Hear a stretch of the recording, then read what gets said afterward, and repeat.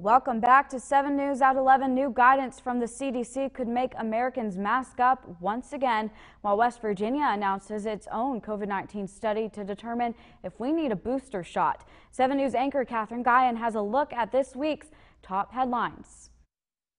Do you live in an area with high transmission of COVID-19? If so, the CDC recommended this week that you wear a mask indoors even if you're fully vaccinated. The CDC released a map showing areas where there is substantial and high virus transmission. That makes up more than 60% of the United States. Health officials say new data in recent studies shows that those who are fully vaccinated could spread the Delta variant more easily than other versions of the virus. The CDC also says all people in schools should wear masks regardless of vaccination status. In Ohio, the Department of Health is also making its own recommendations. They say all eligible students and staff should be vaccinated against COVID-19. If they are unvaccinated, health officials say they should wear masks in schools. And finally, the Department of Health urges improved ventilation and easily accessible hand sanitizer in school facilities. However, these are not mandates. West Virginia Governor Jim Justice announced a new COVID-19 trial on vaccinated people due to the Delta variant. The governor says the trial, which he called the battlefield assessment, will be completely voluntary and is for those 60 years and older. It will involve having blood drawn so medical officials can check antibody levels. Governor Justice also said the state is in talks with Pfizer to get a booster vaccine in the state.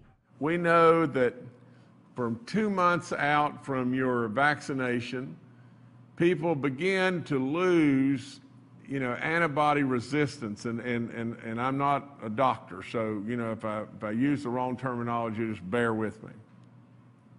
6 months out, we need to evaluate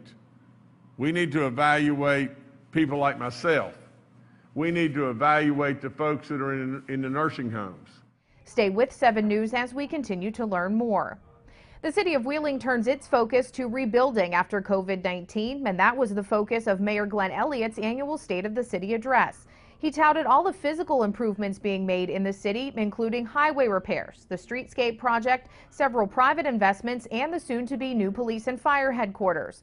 Mayor Elliott also hinted at some upcoming initiatives that would put user fee funds to work, improve access to the waterfront, and reestablish Wheeling as a top entertainment destination. Any way you look at it, Wheeling right now is a city being rebuilt before our very eyes. Several individuals and organizations were also honored for their contributions to improving the communities of Wheeling. And finally, some good news. The Grecian Festival returned to Wheeling as several generations of volunteers came together to provide the authentic food, dancing, and music that has become a festival tradition. The St. John the Divine Greek Orthodox Church Sanctuary was also open for tours. This was the 20th anniversary of the festival. And remember, for the latest news any time of the week, you can always visit WTRF.com. I'm Catherine Guyan, working for you.